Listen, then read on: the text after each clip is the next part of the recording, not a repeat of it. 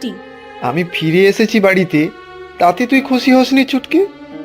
সত্যি কথা বলবো দাদা, তুই বাড়িতে থাকতিস না যখন, তখন আমার যা দুঃখ হতো, তবে তার থেকে বেশি আনন্দ হতো তুই বাড়িতে টাকা পাঠালে, উপহার কিনে আনলে, এখানে এসে যখন ব্যাগ ভরে মাছ মাংস নিয়ে আসতিস তখন। এই যে চাকরি ছেড়ে ফিরে এসেছিস, তাতে আমি মোটেও খুশি হইনি।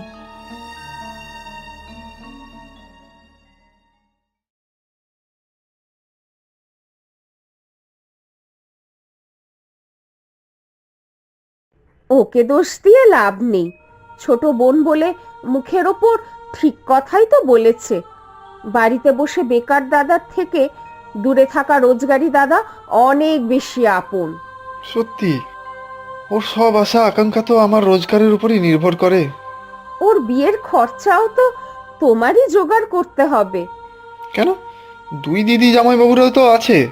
তাদের এখন আলাদা সংসার, তোমার সংসারের বোঝা তারা টানবে ভেবেছো? আমার দিদিরা মোটেও এরকম নয়। আমি এলে কত আদর যত্ন করে ওরা। সে খাতির হয়তো তোমার দামি দামি সব উপহারের জন্য। এখন যখন চাকরি নেই শুনবে, তখন সে সম্পর্ক থাকবে তো?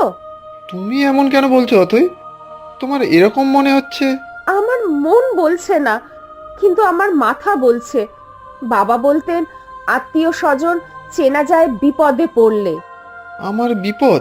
চাকরি যখন ছেড়ে এসেছো, তখন বিপদ তো আছেই। তুমিই তো গেলে না মুম্বাইতে। তোমরা সবাই এখানে পড়ে থাকবে আর আমি ওখানে একা থাকবো। আমার সেটা ভালো লাগছিল না। তোমাকে তো আগেই বলেছি, এবারের বউ হিসাবে তোমার বাবা মাকে দেখাশোনার দায়িত্ব আমার। ওনাদের একা রেখে আমি যাই কি করে? তাছাড়া ছুটকিরও তো বিয়েটা দিতে হবে। কি করবে তুমি এখন? ওসব কথা পরে বলছি, আগে যাই মিষ্টিগুলো দুই দিদির বাড়িতে দিয়ে আসি। তাড়াতাড়ি এসো, বাবা তোমাকে দুবার খুঁজে গিয়েছেন। এসে বাবার সঙ্গে কথা বলে নেব, এখন তো বিশ্রাম নিচ্ছে। এই নে মেজদি, মিষ্টির হাঁড়ি। একটা তোদের আর অন্যটা বড়দির বাড়ি নিয়ে যাব। এবারে শুধু মিষ্টি নিয়ে এসেছিস ভাই?